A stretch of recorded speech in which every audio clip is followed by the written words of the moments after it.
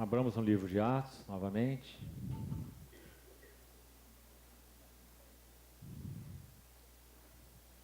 Capítulo 5.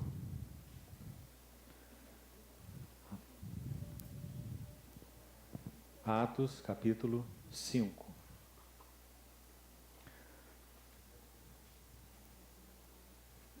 Vamos ler os versos 14 a 16. Atos 5. E crescia mais e mais a multidão de crentes, tanto homens como mulheres, agregados ao Senhor, a ponto de levarem os enfermos até pelas ruas e os colocarem sobre leitos e macas, para que, ao passar Pedro, ao menos a sua sombra se projetasse em alguns deles. Afluía também muita gente das cidades vizinhas a Jerusalém, levando doentes e atormentados de espíritos imundos, os quais eram todos curados. Verso 15 destaca: para que ao passar Pedro, ao menos a sua sombra se projetasse em alguns deles. Vamos ao texto paralelo, então, do ministério de Paulo, para estudarmos e meditarmos em mais esse paralelo juntos. Atos 19. Atos 19. Vamos ler desde o verso 11.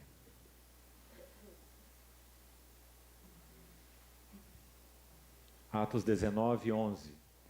E Deus, pelas mãos de Paulo, fazia milagres extraordinários, a ponto de levarem aos enfermos lenços e aventais do seu uso pessoal, diante dos quais as enfermidades fugiam das suas vítimas e os espíritos malignos se retiravam.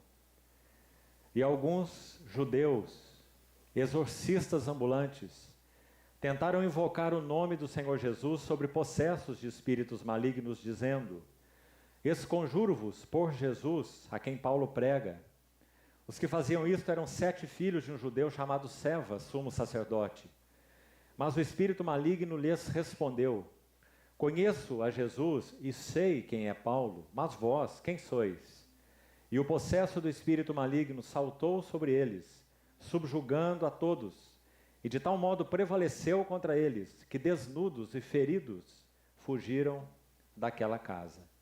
Chegou este fato ao conhecimento de todos, assim judeus como gregos, habitantes de Éfeso. Veio temor sobre todos eles, e o nome do Senhor Jesus era engrandecido. Vamos orar uma vez mais. Querido Pai, mais uma vez recorremos a Ti juntos, suplicando nova assistência e nova provisão do Senhor para mais esse tempo de comunhão. Habilita-nos, Senhor, para podermos compreender Tua palavra, recebê-la realmente, guardá-la em nossos corações, e que ela trace novos rumos, direções e caminhos na nossa relação com o Senhor, no que for necessário. Nos abrimos a Ti, Senhor. Fala aos Teus. Nós queremos Te ouvir. Em Teu precioso nome te pedimos. Amém. Irmãos, mais uma vez nós temos um paralelo impressionante. E desde já vamos nominar aqui qual é a ênfase que vamos dar a esse terceiro paralelo. Tanto Pedro como Paulo viveram uma vida, vamos chamá-la de sobrenaturalmente natural. Tanto Pedro como Paulo viveram uma vida sobrenaturalmente natural. Preciso testificar que essa expressão específica, sobrenaturalmente natural, foi uma frase que muito me impactou quando a ouvi de nosso irmão Stephen Cong. Certa vez perguntavam a ele sobre a vida cristã. E ele, de uma maneira tão simples como é a sua característica no Senhor, deu essa definição sobre a vida cristã. Ele disse: a vida de um cristão, a vida cristã, é naturalmente sobrenatural. É uma linda definição da vida cristã. Porque quando outros olham para um cristão, eles não veem nada mais do que uma pessoa comum, pelo lado de fora.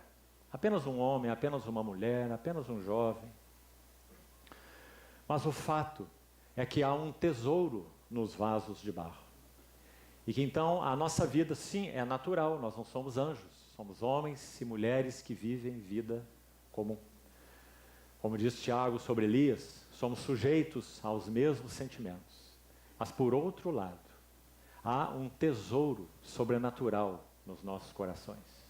O tesouro dos vasos de barro. Então vivemos vidas naturalmente sobrenaturais. E é claro que o oposto é verdade. Nossas vidas também são sobrenaturalmente naturais. Então aqui nós temos duas passagens, se você olhou com atenção, onde algo do ministério de Pedro e de Paulo é exposto, que mostra quão naturalmente, sobrenaturalmente, eles viviam suas vidas. Primeiro ali estava Pedro caminhando por aquelas ruas e leitos e macas de enfermos eram dispostos de tal forma que quando Pedro passasse, essa sua sombra fosse projetada sobre enfermos. E segundo o que lemos no verso seguinte, a sugestão parece muito óbvia, é que esses enfermos e endemoniados, inclusive, que eram trazidos da circunvizinhança, como diz o texto, eles eram então, diz aí no texto, todos curados. Digamos que, de certa forma, não havia uma percepção, um envolvimento claro de Pedro na própria situação.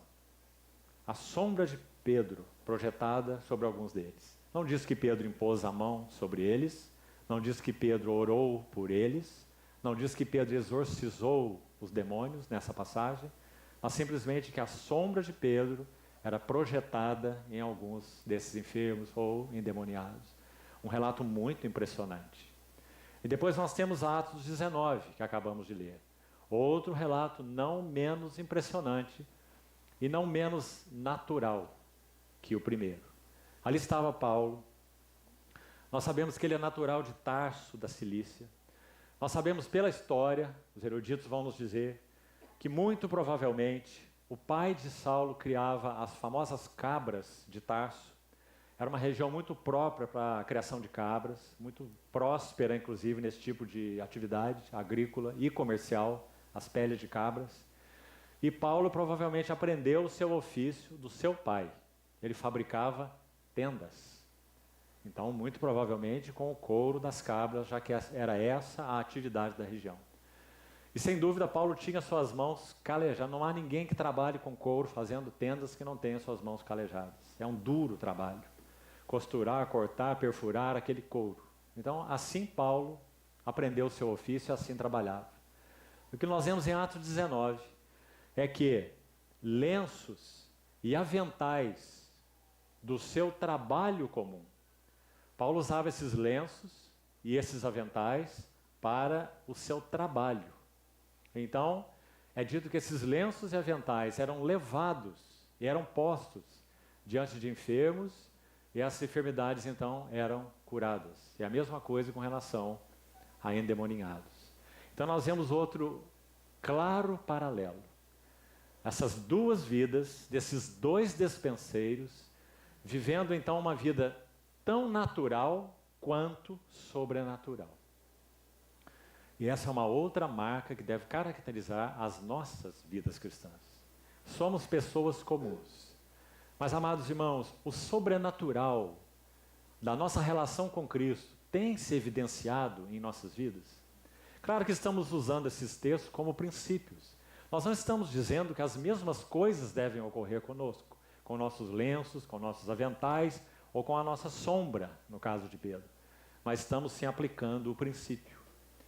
Será que temos vivido vidas que de tal forma influenciam outros, que nós nem mesmo temos consciência de em que nível temos sido influência para essas determinadas pessoas? Creio que assim era com nos dois relatos que nós lemos, e assim deve ser conosco. Nosso Deus, na sua misericórdia, oculta de nós, a influência que possamos ter em tantas outras vidas, para que então nós não sejamos pegos em laços de soberba, ou quem sabe até de autossuficiência, ou de acharmos que somos alguma coisa. Aquele que pensa ser alguma coisa não sendo nada, a si mesmo se engana, vai dizer Paulo. Então aí está esse terceiro elemento, um paralelo muito claro da vida dos dois, que destaca mais um aspecto essencial das nossas vidas cristãs.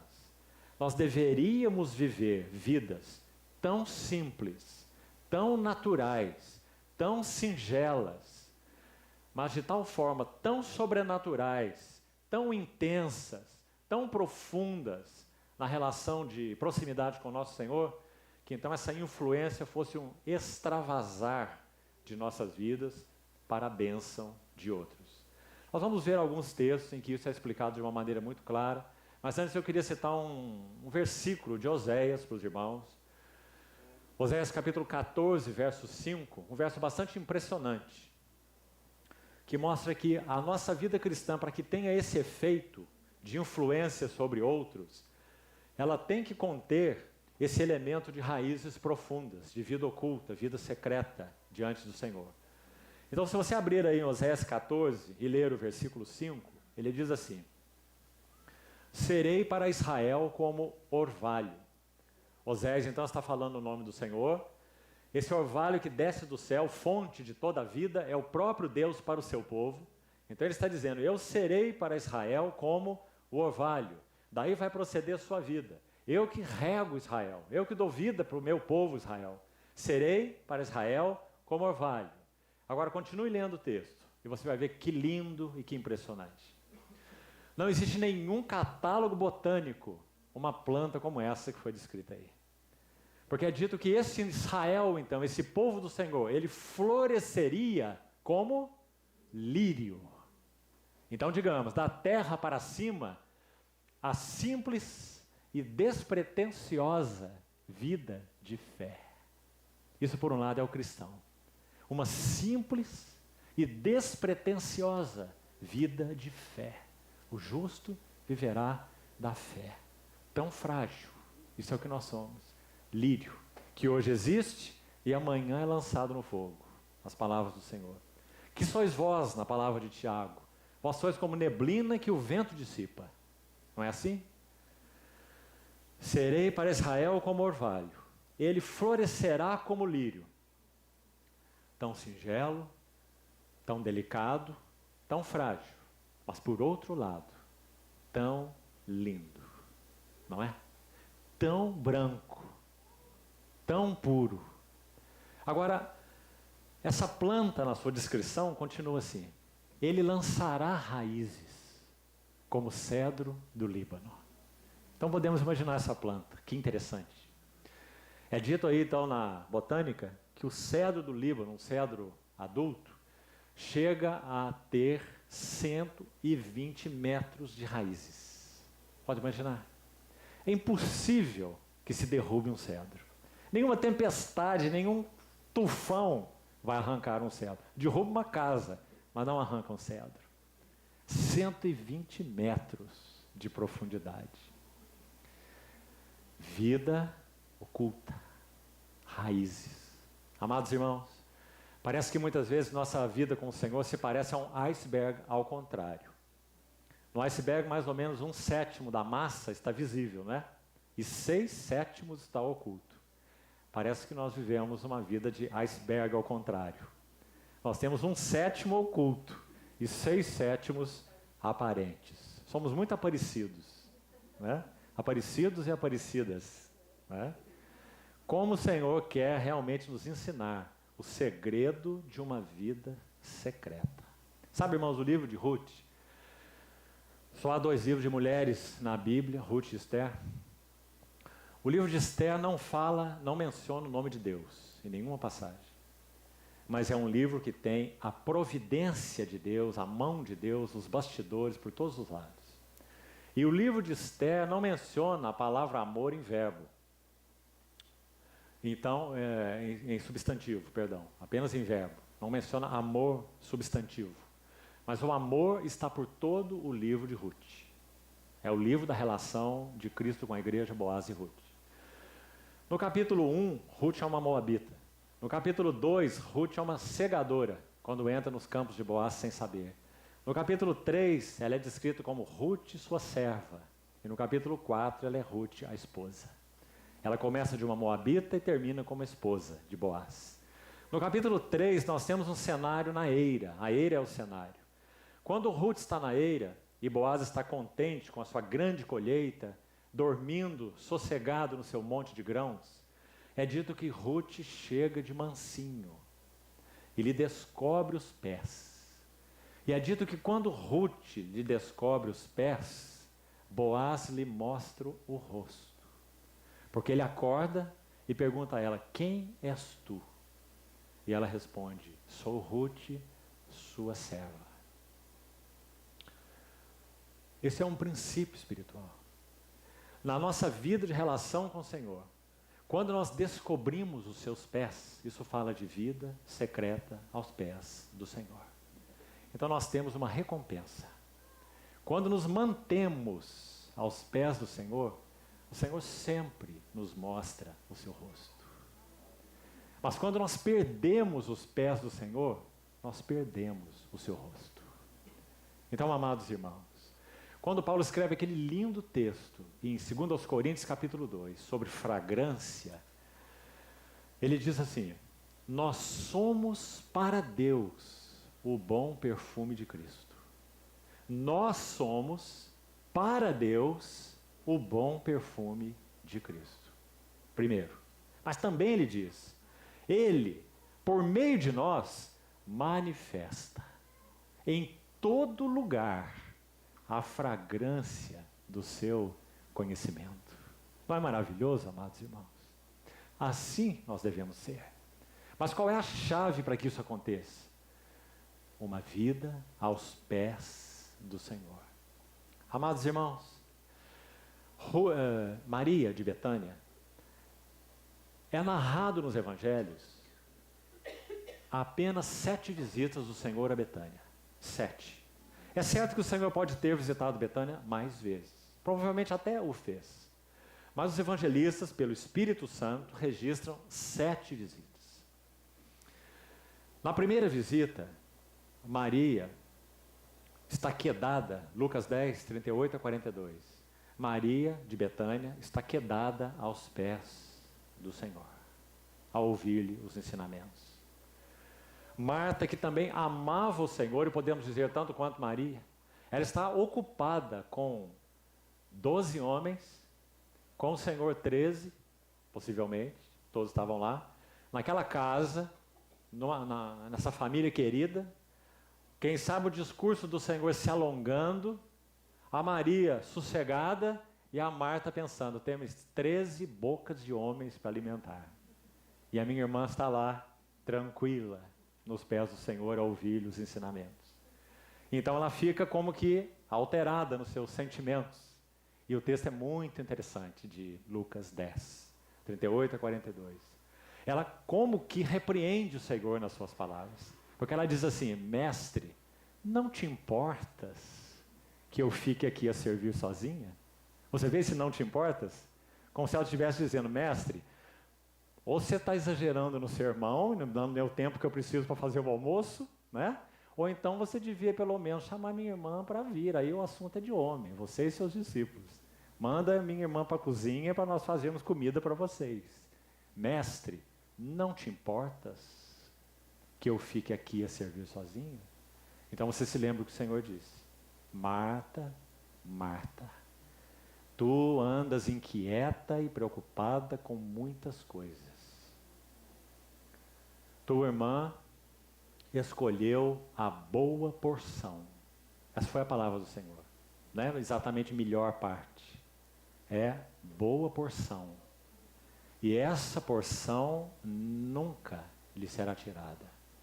Então Maria estava quedada aos pés do Senhor. Olha a história de Maria com os pés do Senhor. Perceba. Depois nós temos um segundo relato. Segunda visita do Senhor a Betânia. Lázaro está morto.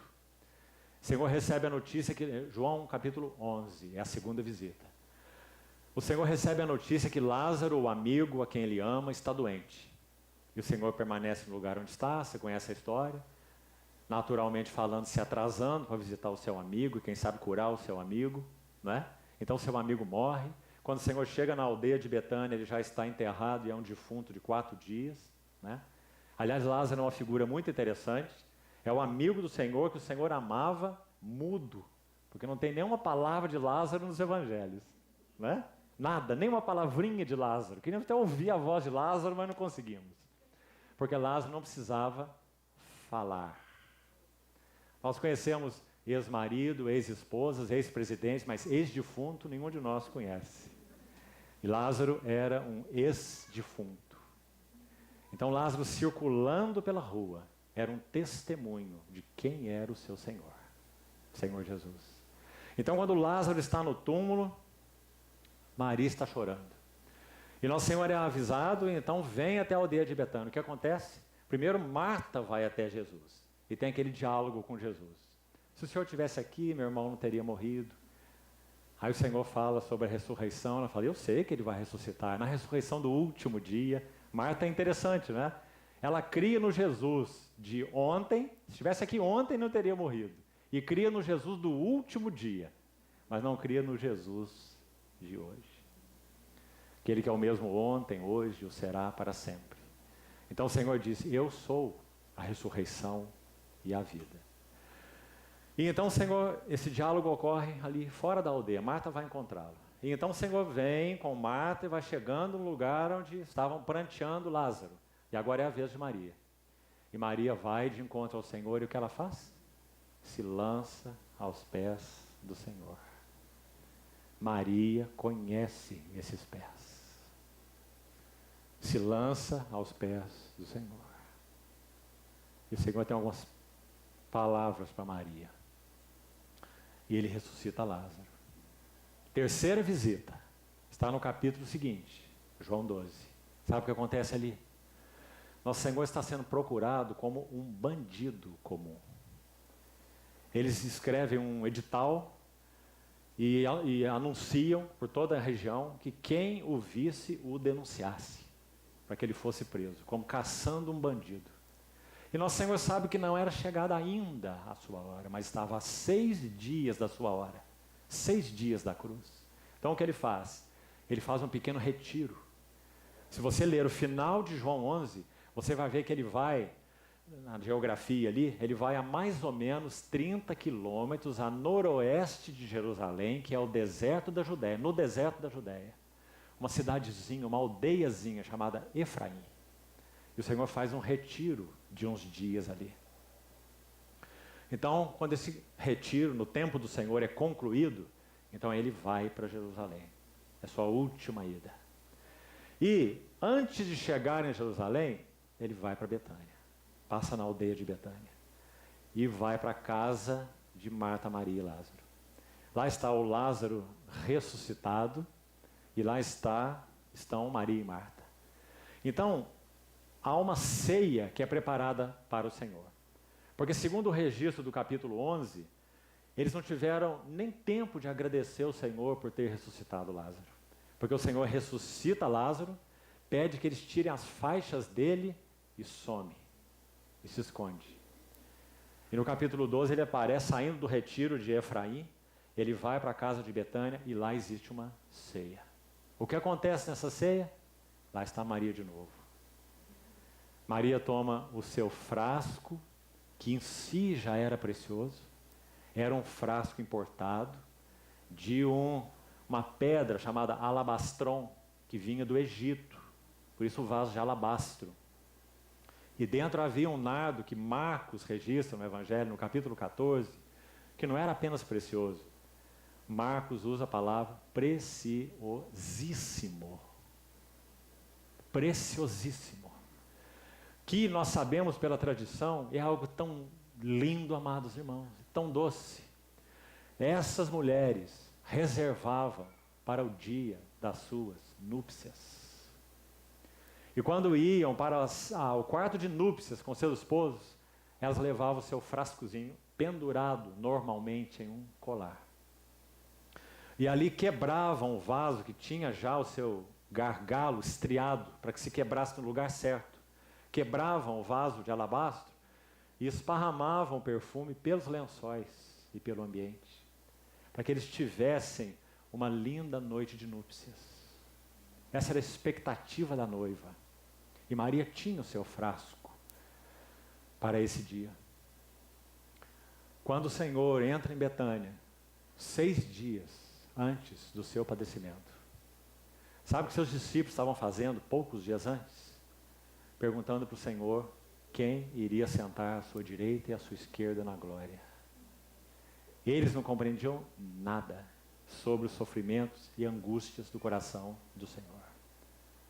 Porque você sabe que 6 dias depois desse evento que estamos citando, ele está no Getsêmani.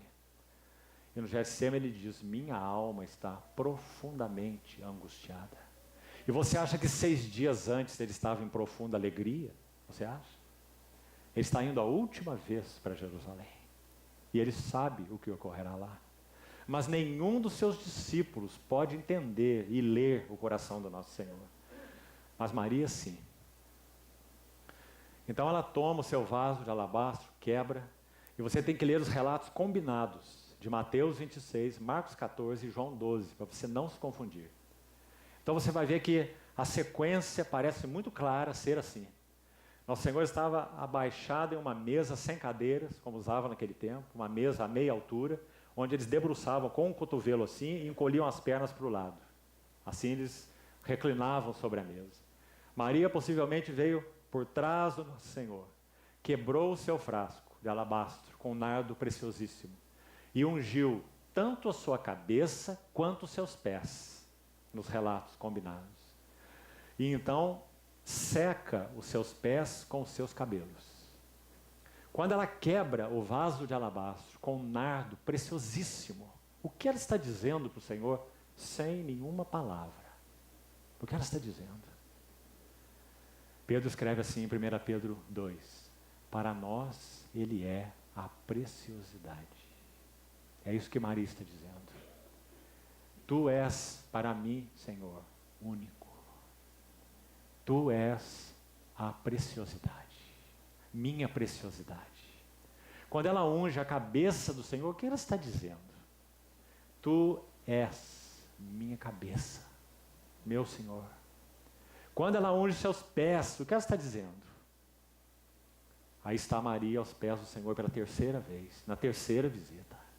Ela tem uma história com os pés do Senhor. Seu irmão no túmulo e ela aos pés do Senhor.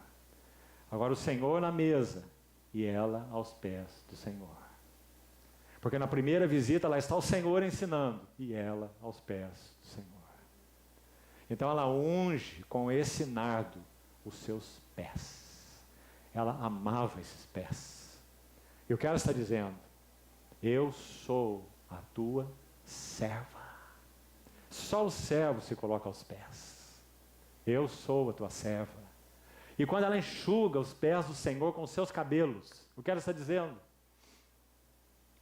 Segundo a Bíblia, amado irmão, Coríntios 11, diz claramente que o cabelo é glória da mulher.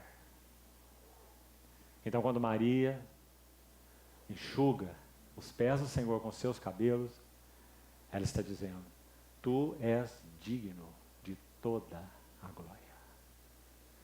Digamos que ela coloca a sua glória aos pés do Senhor. Então, amados irmãos, sabe o que o relato diz?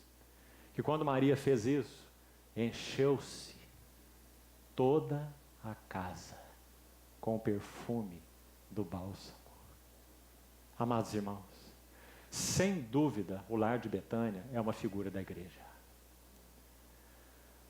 Se nós formos servos e servas que conhecem os pés do Senhor e que vivem essa intensa relação com Ele, estejamos certos, esse perfume encherá toda a casa e todos serão influenciados pela devoção ao Senhor, pelo amor ao Senhor, pela singularidade do Senhor.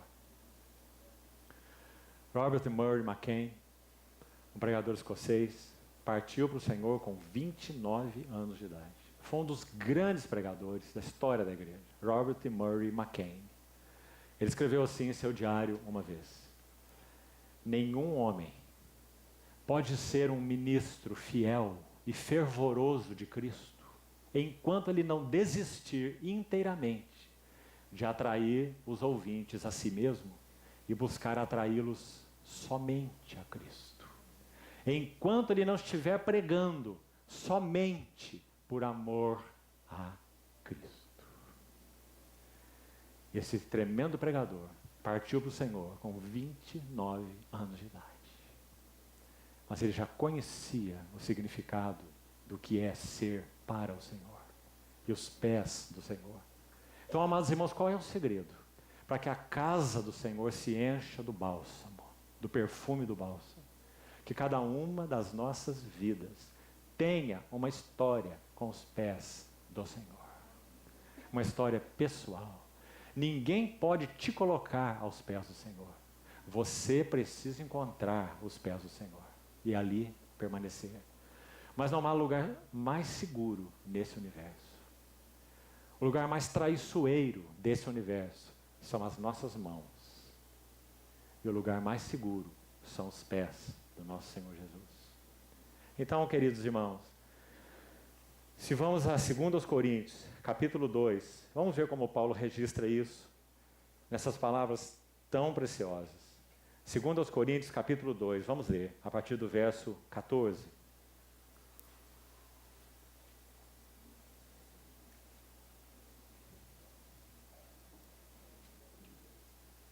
Graças, porém, a Deus, que em Cristo, sempre que você ler em Cristo, lembre, em união com Cristo. Vida de união com Cristo. Graças a Deus que em Cristo sempre nos conduz em cortejo triunfal. E por meio de nós, manifesta em todo lugar a fragrância do seu conhecimento. Ou a fragrância que é conhecê-lo. Essa fragrância é conhecê-lo, é o seu conhecimento. Porque nós somos, para Deus, o bom perfume de Cristo, tanto nos que são salvos, como nos que se perdem. Para com estes, cheiro de morte para a morte, para com aqueles, aroma de vida para a vida. E então essa pergunta: quem, porém, é suficiente? A ideia é qualificado, ou idôneo, compatível. Quem é suficiente, qualificado, idôneo para estas coisas? Que coisas? Ser um cheiro de morte para a morte para alguns e ser um aroma de vida para a vida para outros. Você percebe o significado disso, querido irmão? Nós estamos falando sobre viver uma vida naturalmente sobrenatural. Esse paralelo entre Pedro e Paulo. Esse terceiro item. Você percebe qual é a fonte dessa fragrância? A fragrância do seu conhecimento, a fragrância de conhecê-lo, da nossa relação de intimidade, de profundidade nele e com ele. Se isso é verdade, qual é o resultado? Cheiro de morte para a morte e aroma de vida para a vida. E a pergunta, profundamente sondadora: quem, porém, é suficiente para essas coisas? Você percebe, irmão, que nós como cristãos temos um duplo aroma aí? A palavra cheiro é usada porque ela se refere, essa primeira, a um mau cheiro, seria um odor. E a segunda palavra usada é perfume, é olor. Em que sentido um cristão pode ser odor ou mau cheiro para outros? E em que sentido, esse aqui é fácil de sabermos, um cristão pode ser um olor ou um perfume para outros? Vou citar 2 exemplos para você, que me parecem muito interessantes no livro de Atos. Estevão, Pedro. Quando Estevão pregou o Evangelho, ele estava cheio da unção do Espírito Santo. Não houve nenhum erro naquela palavra, nenhuma distorção, nenhuma falta de unção, muito pelo contrário. E quando Estevão pregou, o que aconteceu? É dito que os que ouviam rilhavam os dentes contra ele. E se arremeteram sobre ele e o apedrejaram. O que Estevão foi ali para aqueles que ouviram o evangelho? Cheiro de morte para a morte. Ele disse, homens de dura cerviz e que sempre resistem ao Espírito Santo, tal como foram os vossos pais, incircuncisos de coração. Então, aquela luz do evangelho, da glória de Cristo na boca de Estevão, ungido pelo Espírito Santo, foi para eles juízo, condenação. Então, irmão, mantenhamos isso em nossos corações. Por um lado, nossas vidas têm que significar reprovação para o mundo. Do contrário, nós não somos qualificados, como Paulo disse aí, no sentido desse versículo. Nós estamos desqualificados. Porque a nossa vida, conduta, estilo de vida, enfim, convicções, não confrontam outros. Não reprovam outros, não significam reprovação para outros. Deixa eu contar uma outra história verdadeira. Um evangelista de 2 séculos passados, ele morava numa pequena cidade e ele ia frequentemente à sua barbearia. E barbearia naquele tempo, em particular, era um lugar horrível. Era um lugar onde se ouvia só coisas indecentes, onde os homens se encontravam, né? Então falavam de todo mundo, de todos, bobagens, piadas sujas, um ambiente muito ruim, as barbearias. E esse servo do Senhor ia à barbearia. E a sua história diz, o relato diz, que quando ele entrava nessa barbearia, simplesmente para fazer a sua barba, uma atitude muito simples, de um homem simples, quando ele entrava nessa barbearia, você podia ouvir até que ele saísse uma mosca voando. Todas as pessoas se calavam, porque se sentiam reprovadas pela vida santa que esse homem vivia entre esses outros. Cheiro de morte para a morte. Será que há esse aspecto de reprovação da vida, conduta, estilo de vida, do mundo em nossas vidas? Será que nos nossos ambientes, universidade, trabalho? Agora, irmão, sabe o que acontece quando esse perfume exala assim? Na verdade, é um duplo resultado. Porque os mesmos que sentem, que percebem a reprovação, entre eles mesmos, há aqueles que são ganhos pelo aroma de vida para a vida. E nós não sabemos quem são. Nunca saberemos. Essa é a parte dos mistérios de Deus. Então, muitas vezes, alguns que inicialmente se sentiram reprovados e condenados, foram exatamente por isso atraídos a Cristo.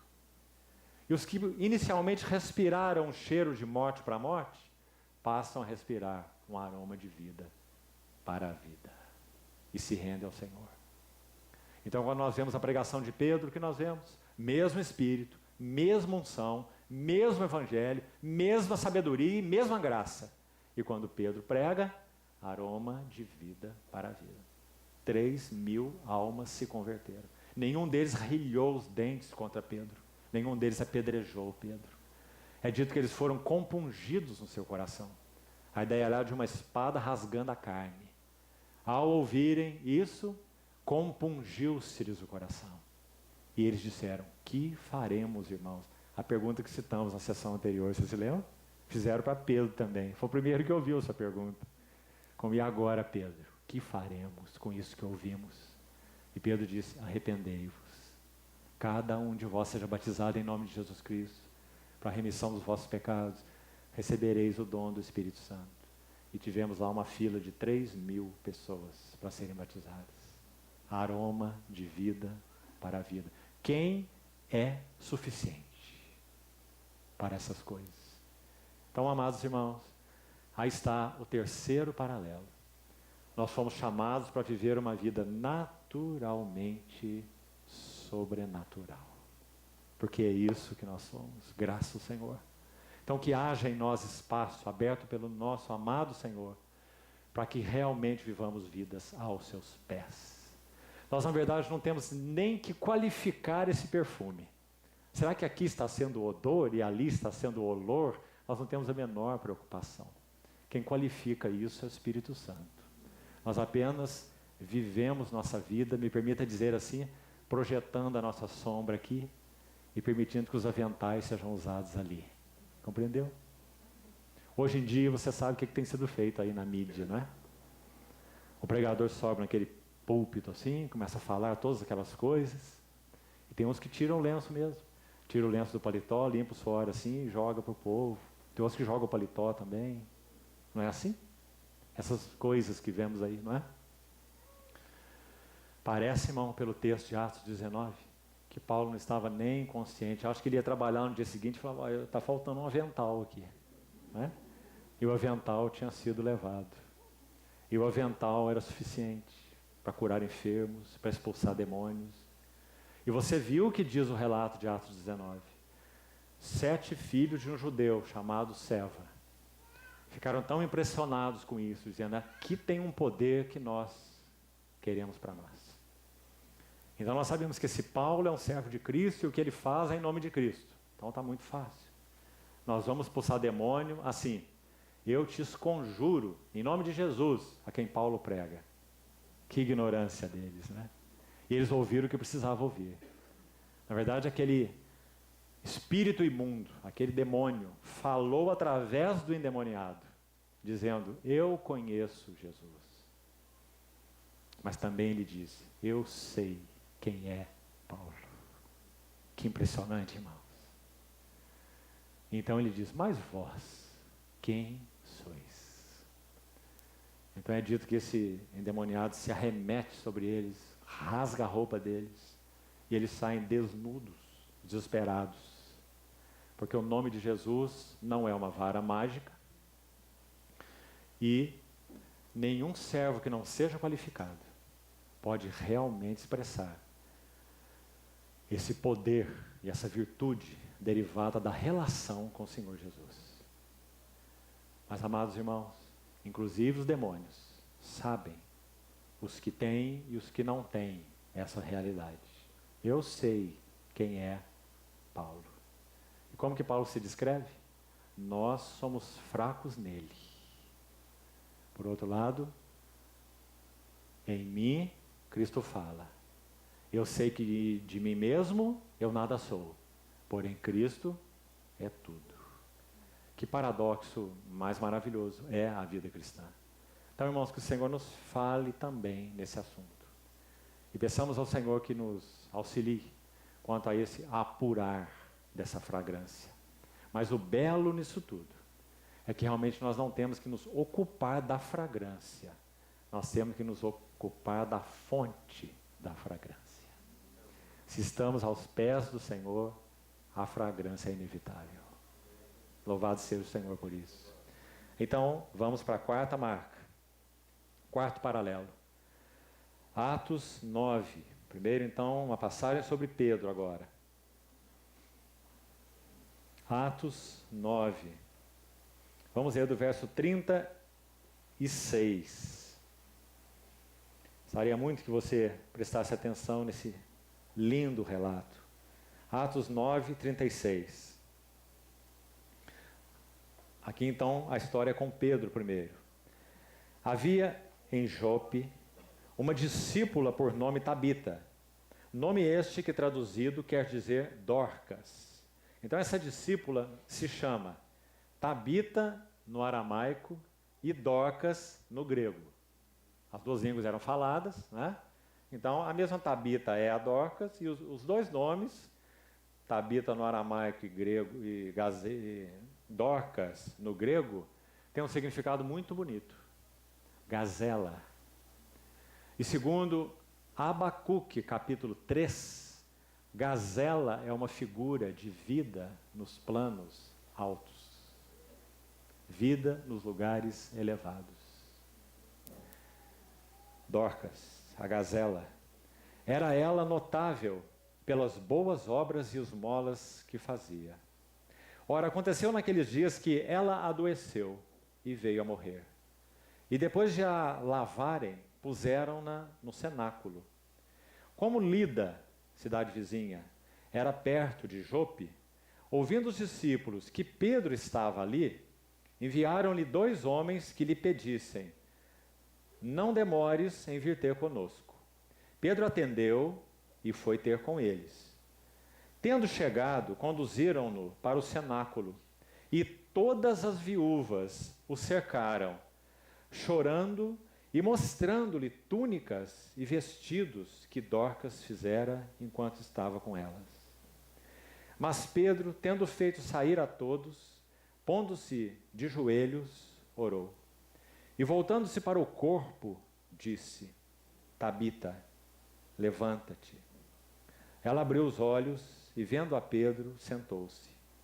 Ele, dando-lhe a mão, levantou-a.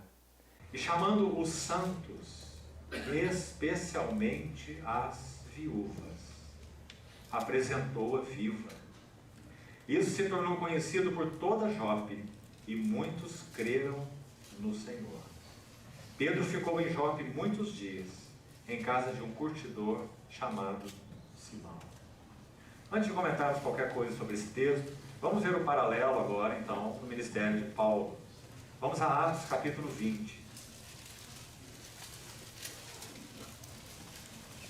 Atos 20, verso 7. No primeiro dia da semana, estando nós reunidos com o fim de partir o pão, Paulo, que devia seguir de viagem no dia imediato, exortava-os e prolongou o discurso até a meia-noite. Havia muitas lâmpadas no cenáculo onde estávamos reunidos. Um jovem chamado Eutico, esse nome significa feliz, estava sentado numa janela, adormecendo profundamente durante o prolongado discurso de Paulo. Vencido pelo sono, caiu do 3º andar abaixo e foi levantado morto.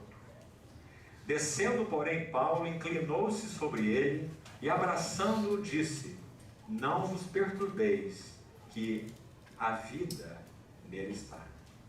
Subindo de novo, partiu o pão e comeu, e ainda lhes falou largamente até o romper da alva, e assim partiu. Então conduziram vivo o rapaz e sentiram-se grandemente confortados. Amados irmãos, aí estão 2 textos imensamente semelhantes e paralelos mais uma vez. Como vamos denominar esse quarto paralelo aí? Tanto Pedro quanto Paulo, bons dispenseiros da graça de Deus, venceram a morte na comunhão. Amados irmãos, quantas vezes nós nem mesmo percebemos a morte entrando na comunhão? Desavenças entre irmãos, discórdias, disputas, presunção, ciúmes, quantas coisas. Morte entrando na comunhão. Nós temos responsabilidade diante do Senhor, particularmente os irmãos e irmãs mais velhos e mais experientes no Senhor. Deveriam ser os primeiros a detectar morte na comunhão. Você vê que as 2 situações são dramáticas. Nós temos uma viúva chamada Dorcas, que vivia uma vida preciosa naquela cidadezinha de Jope, servindo aos santos, e especialmente às viúvas, com seu trabalho. E então o que acontece? A morte entra na comunhão, para de algum modo obscurecer o testemunho e o serviço do Senhor. Se não fosse assim, Dorcas não seria ressuscitada. Então eu creio que a ressurreição de Dorcas é uma prova de que essa morte entrou na comunhão. Porque é claro, o Senhor leva os seus servos para si. Isso é um fato, não é? Mas Dorcas foi ressuscitada pela intervenção de Pedro. Então nós não estamos vendo aí uma coisa comum ou adequada naquele tempo e naquele momento. Compreendeu? Do contrário, Dorcas não seria ressuscitada. Ela estaria muito bem com o Senhor. Não é? A mesma coisa é Eutico. Se era também um entre os irmãos, participando dessa reunião, onde Paulo alongou seu discurso, ele cai e morre, ele está com o Senhor. Mas a mesma coisa aconteceu. Paulo então se inclina sobre ele foi levantado morto, como diz o texto.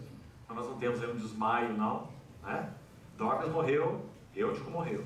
E os dois foram ressuscitados. Ou seja, o princípio é: a morte foi vencida na comunhão. Eles detectaram, venceram a morte na comunhão. Irmãos, que o Senhor abra os nossos olhos para vermos o quanto o inimigo lança uma sombra de morte na comunhão. Ele faz isso de muitas maneiras. Despertando, gostaria de repetir isso, disputas, contendas, suspeitas malignas. Como isso ocorre na casa de Deus? Suspeitas malignas, não é? Morte na comunhão.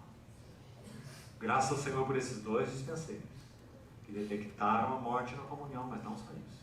Eles venceram a morte na comunhão. Gostaria de aplicar isso de uma maneira também simples, mas talvez muito útil para nós. Vamos pensar em reuniões da igreja. Amados irmãos, nós já estamos suficientemente claros que quando algo que conta para Deus, que tem valor para Deus, está acontecendo em uma determinada assembleia, isso vale até para um indivíduo, vale para um casamento, vale para uma família, em todos os níveis. Nós vamos pensar numa assembleia. Algo que tem valor para o Senhor está acontecendo nessa assembleia. Despertamento espiritual, vidas sendo ganhas, pessoas se reconsagrando, arrependimentos genuínos, coisas maravilhosas. E algo de valor para o Senhor está ocorrendo. O inimigo sempre se levantará. Ele buscará lançar sombra de morte na comunhão. Divisões, ciúmes, contendas, disputas, suspeitas malignas e etc. O inimigo de Deus e nosso inimigo tem uma mala de cunhas. Ele é especialista em colocar cunhas nos relacionamentos. Basta uma suspeita maligna para que ele fomente essa suspeita e ponha a sua cunha e quebre a comunhão no corpo de Cristo. Como isso se chama? Morte na comunhão. O curso de uma reunião, de uma assembleia qualquer, uma assembleia local. Será que temos detectado morte na comunhão?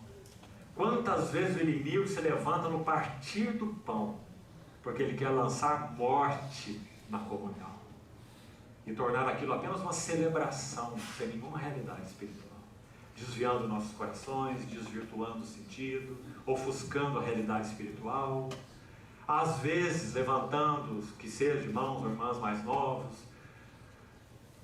inocentemente, na maioria das vezes, mas não importa, ele o faz. A inocência não justifica. Então, através de um canal aqui ou ali, desvirtua o foco, a linha e o fluir da reunião. Uma oração descontrolada, desordenada, uma palavra fora do fluir e da direção do Espírito. Sempre o inimigo estará atento. Ele não cochila, irmão, com relação ao testemunho do Senhor. Ele sempre estará pronto para lançar morte na comunhão.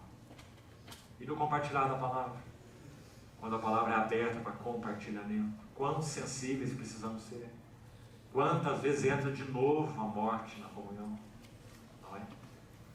Então, esse é o quarto paralelo. Você se lembra o princípio do Nazireu na Bíblia, em Números capítulo 6? É muito interessante. É dito que, dentre outras coisas, o Nazireu não devia tocar em cadáver, em corpo morto. Você se lembra? Sem dúvida há um princípio. Assim como aquele crescer o cabelo fala de outro princípio, né? Ligado à consagração. Sansão era um Nazireu. Quando ele teve a sua cabeleira raspada, você se lembra que os seus olhos foram vazados. Esses fatos estão interligados. Cabeleira raspada fala na perda do nazireado, claro, né? Perda da consagração. Seus olhos foram vazados quando se perde a consagração, tipificada por aquela cabeleira, naquele caso do Nazireu, do Velho Testamento. Quando se perde a consagração, se perde a visão. Visão espiritual é consequência de consagração. E ele foi amarrado em um moinho, no cárcere, fazendo um trabalho de mula, que era arriada ali, amarrada para moer o grão, rodando em círculos, né? fazendo um trabalho de mula. Ou seja, Sansão passou a girar em círculos sem propósito. Perda da consagração, perda da visão, perda do propósito, ou da vocação. Então o nazireu, ele não podia tocar o corpo morto. Por quê? Parece que há outro princípio aí. Nós temos que ser tão cautelosos, queridos irmãos, quando tocamos morte, seja na comunhão, seja na vida de qualquer irmão ou irmã. Porque qual é a tendência? Se nós não tivermos em nós vida vigorosa no Senhor, então a vida não irá suplantar a morte. Ao invés dessa vida suplantar a morte, é a morte que vai obscurecer a vida. Tome muito cuidado quando você estiver buscando dar suporte a pessoas deprimidas. Elas precisam muito de suporte, de intercessão, de ajuda, da palavra do Senhor. É o que elas precisam, não precisa de nada mais. Não precisa de ajuda psicológica em si, não é? Se precisa de ajuda psicológica, então que procure os próprios para isso. Mas na casa de Deus, nós não somos vocacionados para dar ajuda psicológica, né? A nossa ajuda psicológica, entre aspas, é a palavra de Deus, viva e eficaz, né? Então, quando nós estamos tratando com esses casos, que tomemos muito cuidado, porque a tendência é a morte suplantar a vida. E ao invés de liberarmos vida, nós absorvemos morte. Então temos que ser muito cuidadosos. O Senhor também nos ajude nesse princípio aí, nesse quarto paralelo. E vamos para o último, para nós concluirmos. Mais dois textos, um de Pedro e outro de Paulo. Atos 12, vamos ler de 1 a 8.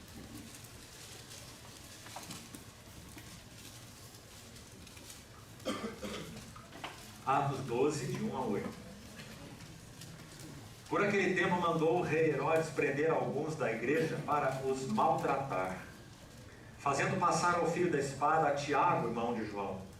Vendo ser isto agradável aos judeus, prosseguiu prendendo também a Pedro. E eram os dias dos mais ásperos. Tendo feito prender, lançou-o no cárcere, entregando-o a 4 escoltas de 4 soldados cada uma. Esse Pedro devia ser muito perigoso. Para o guardarem, tencionando apresentá-lo ao povo depois da Páscoa. Pedro, pois, estava guardado no cárcere, mas havia oração incessante a Deus por parte da igreja, a favor dele. Quando Herodes estava para apresentá-lo, naquela mesma noite, Pedro dormia. Que linda frase, né? Você estaria dormindo, irmão? Quem sabe tentando pregar para as guardas, para ver se convertia e abrir a porta para você, né? Pedro dormia entre 2 soldados. Olha o lugar de dormir que Pedro foi encontrar. Acorrentado com 2 cadeias, e sentinelas à porta guardavam o cárcere. Eis, porém, que sobreveio um anjo do Senhor, e uma luz iluminou a prisão. E tocando ele o lado de Pedro, despertou, dizendo: levanta-te depressa. Então as cadeias caíram-lhe das mãos. Disse-lhe o anjo: cinge-te e calça as tuas sandálias. E ele assim o fez. Disse-lhe mais: põe a tua capa e segue. Pedro na prisão, condenado à morte, e havia oração incessante da igreja a favor dele. O que Pedro conheceu aqui numa experiência muito gráfica e literal? Então vamos chamar esse quinto paralelo do ministério de Pedro e Paulo aqui em Atos, de conheceram o poder da sua ressurreição. Paulo usa essa frase em Filipenses 3, você se lembra? Ele diz: para o conhecer, se referindo ao seu Senhor, nosso Senhor, para o conhecer e o poder da sua ressurreição e a comunhão dos seus sofrimentos. Está aqui numa experiência literal, inclusive, o que significa esse poder da sua ressurreição. Agora vamos ver um texto paralelo no ministério de Paulo agora. Atos 14.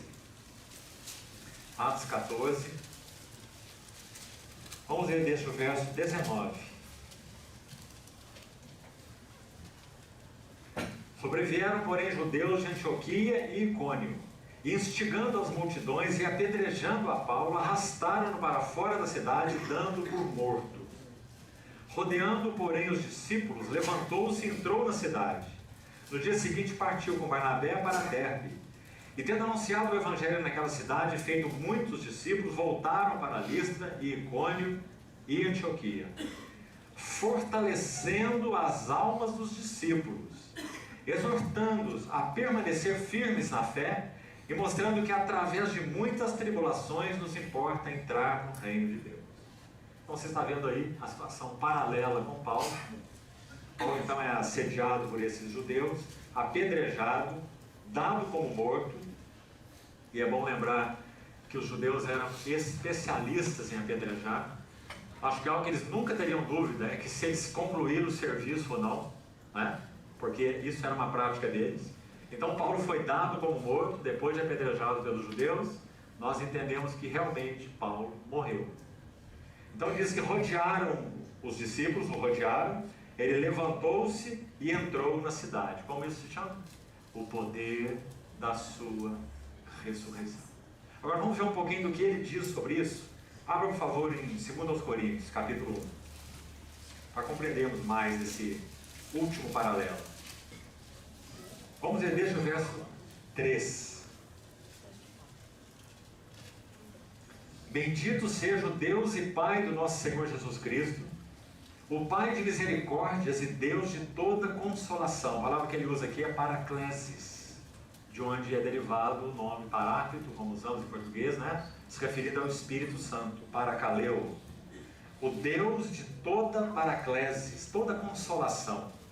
É Ele quem nos conforta em toda a nossa tribulação, para podermos consolar os que estiverem em qualquer angústia, com a mesma consolação com que nós mesmos somos contemplados, ou consolados, de novo é a palavra aqui, por Deus.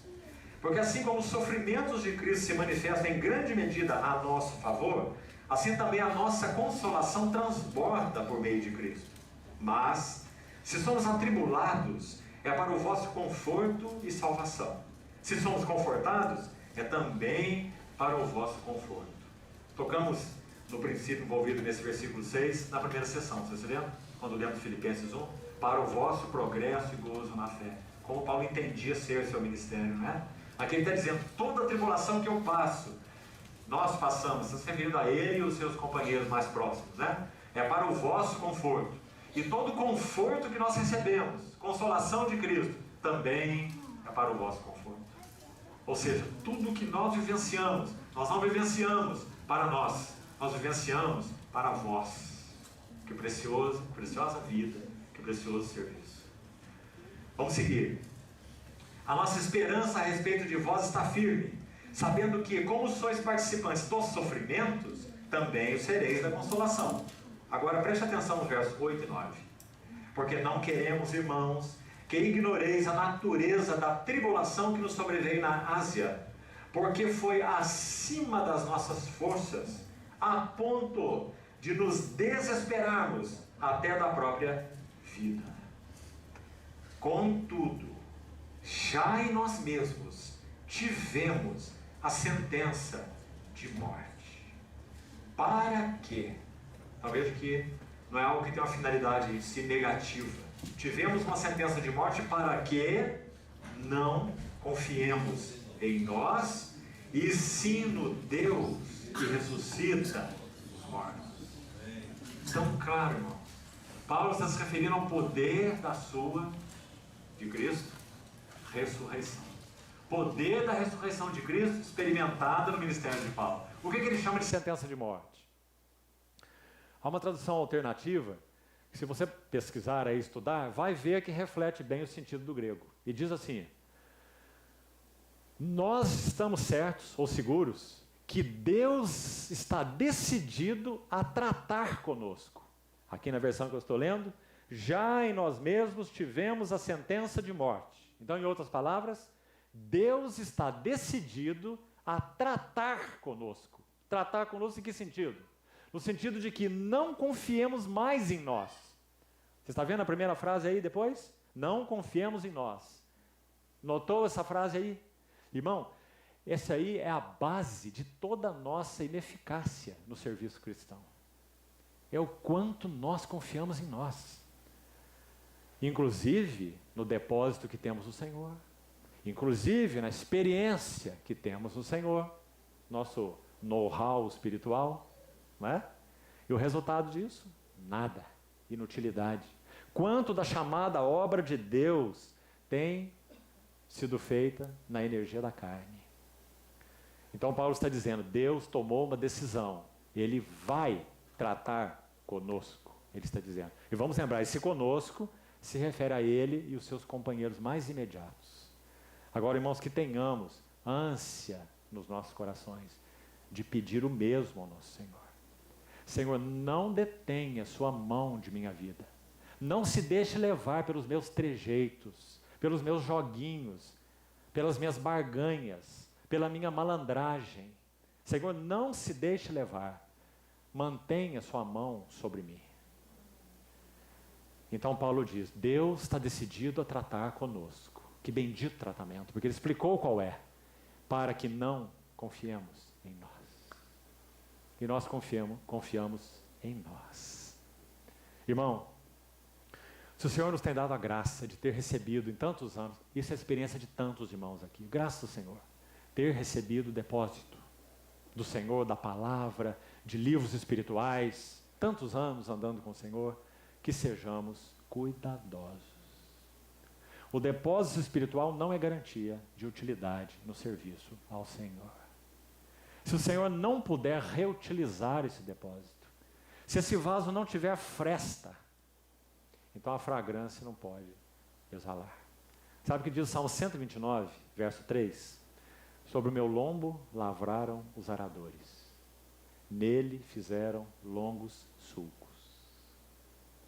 Nunca poderemos ter uma vida frutífera se tivermos lombos inteiros, espiritualmente falando. No caso de Paulo, esses lombos eram feridos, inclusive no sentido literal. Inclusive. E nós admiramos muito isso, não sei quanto a você. Mas para mim, querido irmão, isso é uma fonte de admiração.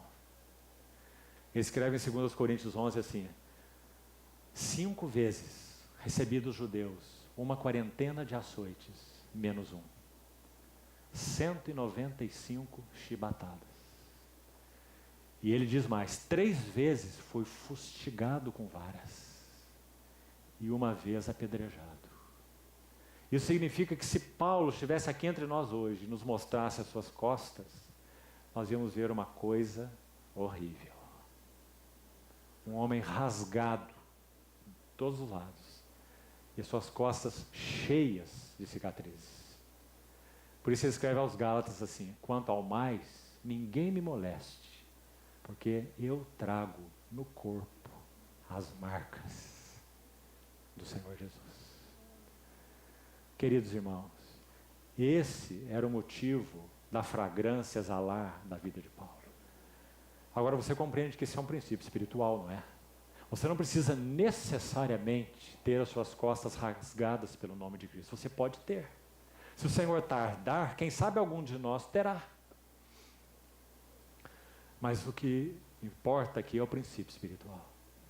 Se o Senhor não encontrar caminho para fazer frestas no nosso homem exterior, nunca o nosso homem interior vai se manifestar. E sabe, irmão, confiar no depósito, confiar na experiência, confiar nos recursos naturais e próprios, seja lá o que for, é uma tragédia no nosso serviço ao Senhor. Se o Espírito Santo não puder, vou repetir isso, vivificar o Logos, isso não tem nenhum valor.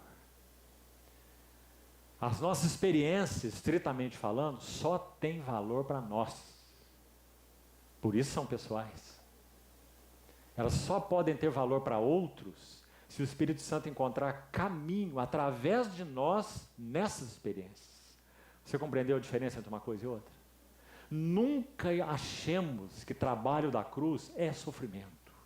Esqueça isso, amado irmão. Porque a cruz, o trabalho da cruz em nós tem um grande C na frente. E a maior parte dos nossos sofrimentos, se não todos, não tem ser, não é? Nós simplesmente sofremos, porque viver é sofrer. E é por isso que alguns, quanto mais sofrem, piores ficam, e não melhores. Ou isso não é verdade? Se sofrimento tivesse efeito purificador, o mundo estaria puro, irmãos. Sofrimento não tem efeito purificador. Sofrimento pode ter efeito amargurador. Mais ressentimento, mais senso de vingança, mais tudo que é ruim. Então, o que significa o trabalho da cruz? O trabalho da cruz significa o trabalho de Deus, providência, e o trabalho de Deus pela palavra. Quando Deus arranja circunstâncias, Ele sempre arranja todos os dias. E as situações implicam em sofrimentos em diversos níveis. Aqui ou ali, dores, perdas, tribulações, provações, privações. Você vê? Quando Deus arranja essas coisas na sua providência, se nós não nos ajoelhamos, para usar uma linguagem aqui de Watchman Nee, se referindo a Madame Guyon, tão conhecida Madame Guyon, ele dizia: precisamos aprender a nos ajoelhar e a beijar a mão que trata conosco. Viu a diferença onde está? Então, se nós estamos numa situação de sofrimento, e temos muitas, e nós então ajoelhamos, nos dobramos e beijamos a mão que trata conosco, e dizemos: fala, que teu servo ouve. Então, sim.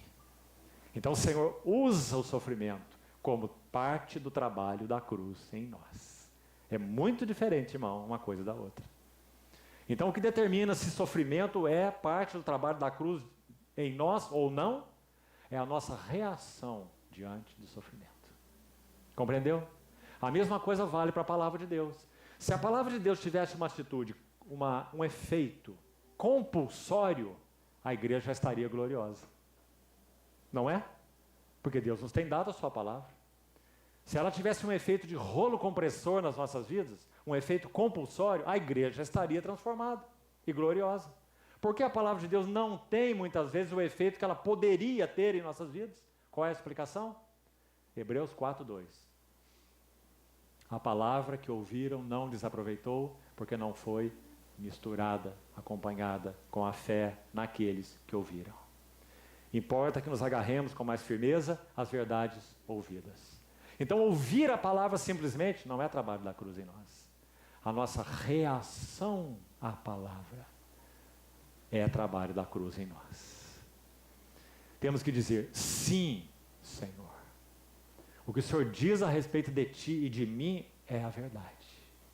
Então nós somos rasgados pela espada, pela faca, na verdade lá é faca, em Hebreus 4 não é espada, não é instrumento de guerreiro, é instrumento do sacerdote. A adaga viva e eficaz, que penetra até dividir alma e espírito e sondar o coração. Mas nós temos que dizer sim à palavra do Senhor. Porque nós podemos dizer não à palavra do Senhor. Pedro não disse? Não, Senhor. E a geração no deserto prostrou-se no deserto depois de 40 anos de caminhada. Por quê? Porque a palavra que ouviram não lhes aproveitou. Porque não foi misturada com a fé. Percebeu, irmão? Porque esse ser antes do trabalho da cruz, se nós respondemos ao sofrimento dizendo: fala, Senhor, o que o Senhor quer me falar, Senhor? O problema não é o outro, o fulano, o ciclano, o betrano, ninguém me entende. Não é isso? E é por aí que nós vamos, a maioria das vezes. Não é verdade? Ao invés de nos voltarmos aos pés do Senhor e dizer: fala, Senhor, teu servo ouve. E quando ouvimos a palavra do Senhor, a mesma coisa. Penetra meu coração com a tua palavra. Sonda-me, ó Deus, e conhece o meu coração. Prova-me, ó Deus, e conhece os meus pensamentos. Isso vai determinar se o trabalho da cruz está ocorrendo em nós ou não. Então, irmãos, sentença de morte, para que não confiemos em nós, mas sim no Deus que ressuscita os mortos. Sabe, amados irmãos, nós vamos encontrar nos escritos desses irmãos mais recentes, você não vai ver isso nos irmãos mais do passado, mas do passado recente, é que você vai encontrar essa expressão, o poder da sua ressurreição. Então você vai encontrar isso nos escritos de Watchman Nee, nos escritos de S. Pen Lewis, nos escritos de Austin Sparks e alguns outros. Trabalho da cruz em nós. Porque não estão se referindo à obra da cruz do Senhor Jesus. Está se referindo ao trabalho da cruz em nós. Se alguém quer vir após mim, a si mesmo se negue, tome sua cruz e siga-me. E quando esse assunto do trabalho da cruz é abordado, você sempre vai achar essa frase: o poder da sua ressurreição. Então, para que isso não fique aí suspenso no ar e não saibamos o que é isso, que o Senhor nos ajude a compreender através desses textos e palavras que compartilhamos relacionados a esse quinto elemento. O que é experimentar o poder da sua ressurreição? É quando nós estamos experimentando diante do Senhor a quebra dos nossos recursos. Somos fracos nele, lembre-se disso. O Senhor não pode, não quer usar nada daquilo que é simplesmente natural em nós. Nada. Nada. Até aquilo que Ele nos concede em termos de dons espirituais tem que passar pela cruz. Talvez o exemplo mais claro seja Isaac. Isaac é o dom espiritual de Deus para Abraão. Teve que ir para o altar para que pudesse ter qualquer utilidade. Então, amados irmãos, isso é o poder da sua ressurreição. Nossos talentos não são necessários no reino de Deus. Nossa sabedoria, muito menos. Nosso conhecimento, nossa oratória, nosso poder de convencimento, nossa disposição, nosso voluntarismo, nada é necessário no reino de Deus. A cruz precisa trabalhar fundo, a navalha tem que rasgar a carne. Do contrário, a vida não pode fluir.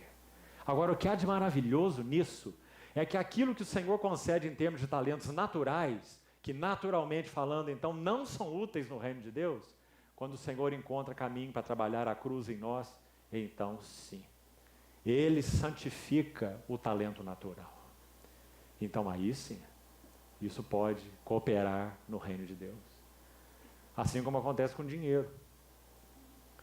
Quem disse que naturalmente falando, nosso Deus precisa de dinheiro para qualquer coisa no seu reino? Ele é o dono do ouro e da prata. Ele faz todas as coisas sem dinheiro nenhum. Não é? No entanto, a Bíblia nos ensina que esse mamon da iniquidade, ele pode e deve ser tornado útil, santificado para o uso no reino de Deus. Não é? Mesmo princípio vale.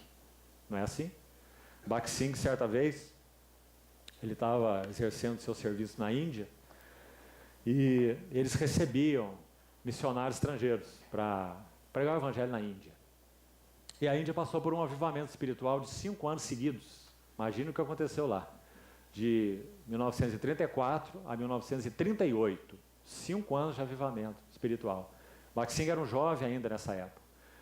E uma vez ele estava numa viagem ao Canadá e encontrou alguns missionários que iam enviados à Índia para pregar o evangelho ali. E fizeram uma pergunta para ele sobre a atuação dos missionários na Índia. Bakht Singh respondeu assim: nós não precisamos mais dos seus missionários. Vocês, quando vão à Índia, dependem de patrocínios e promoções. Nós, na Índia, aprendemos a contar somente com o Senhor Jesus e descobrimos que Ele é suficiente. Quando vocês enviam missionários para a Índia, eles pregam o evangelho olhando nos seus relógios. Em 45 minutos, eles têm que terminar a sua mensagem. Nós, na Índia, nos reunimos durante 5 a 6 horas em campos abertos. 8, 10 mil pessoas para adorar o Senhor e ouvir a sua palavra. Não precisamos mais dos seus missionários. Amados irmãos, isso significa o poder da sua ressurreição.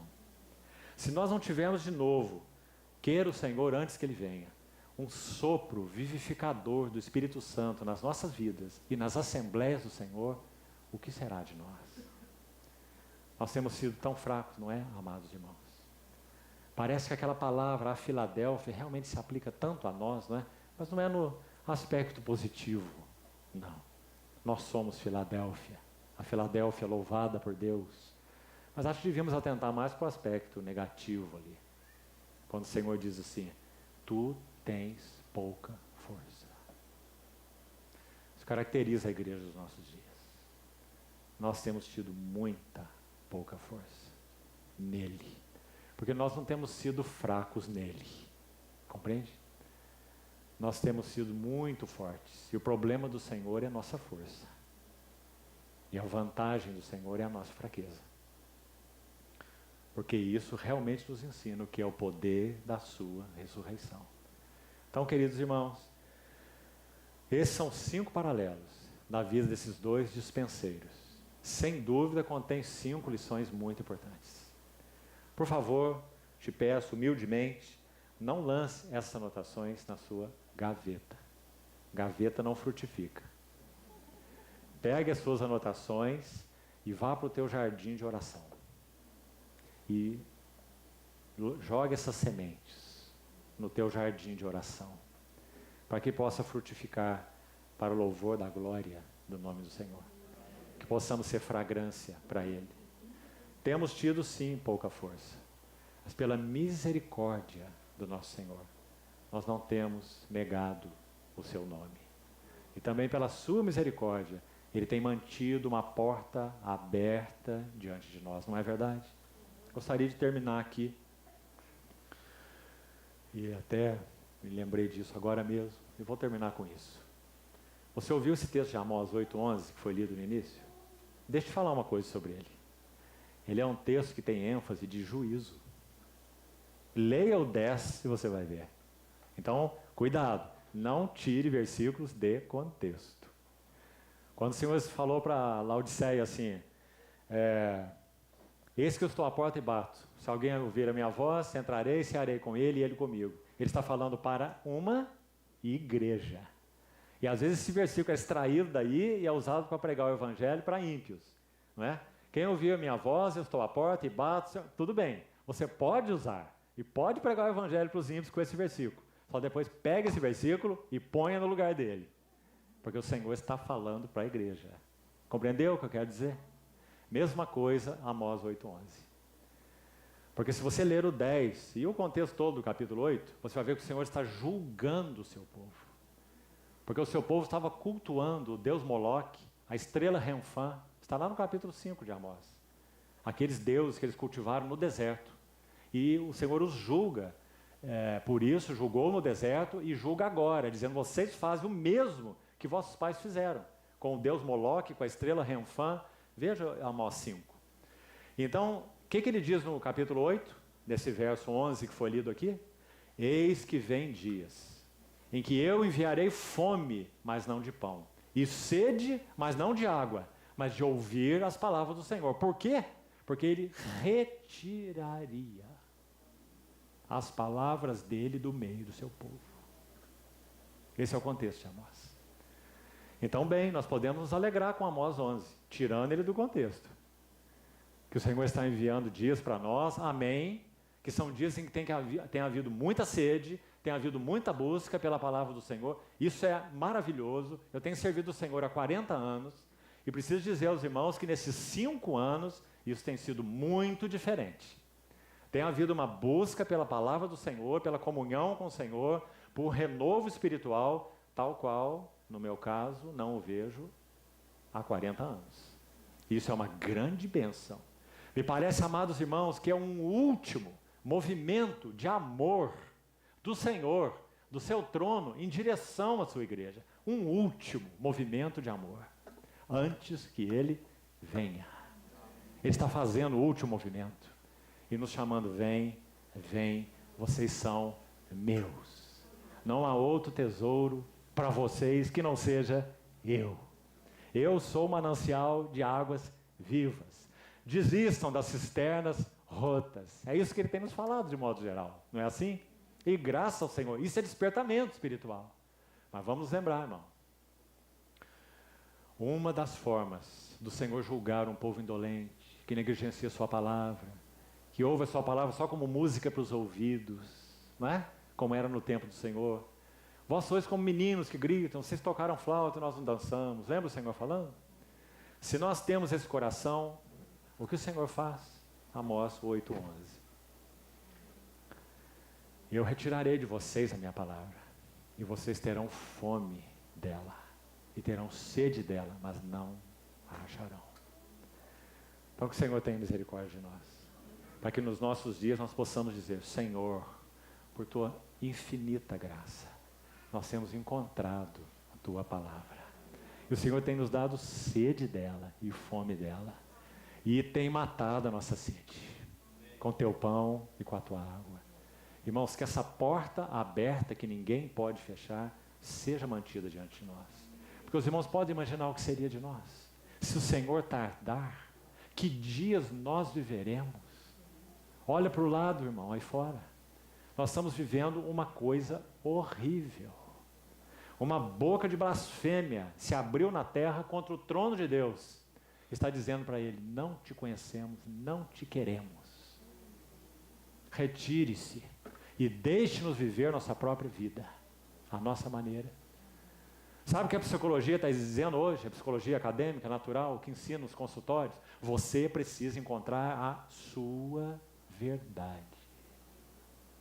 Cada um tem uma verdade. Encontre sua verdade e não permita que ninguém te impeça de encontrar sua verdade. E viva de acordo com ela.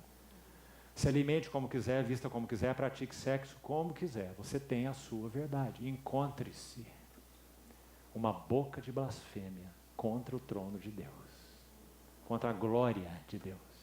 Quando uma civilização chega a esse ponto, como é o caso da nossa, sabe qual é o fim, o resultado? Juízo. Nós estamos às portas desse juízo.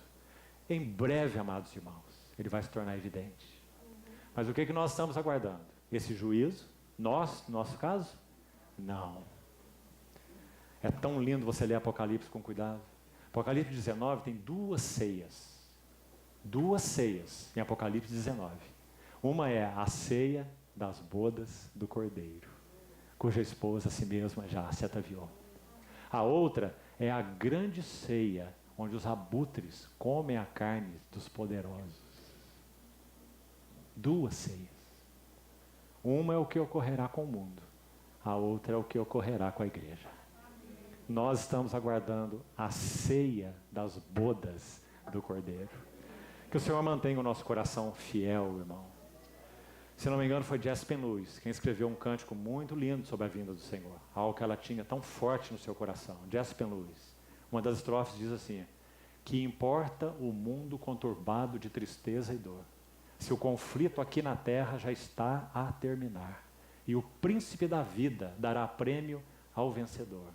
Fique firme, eu voltarei. Graças ao Senhor. Vamos orar.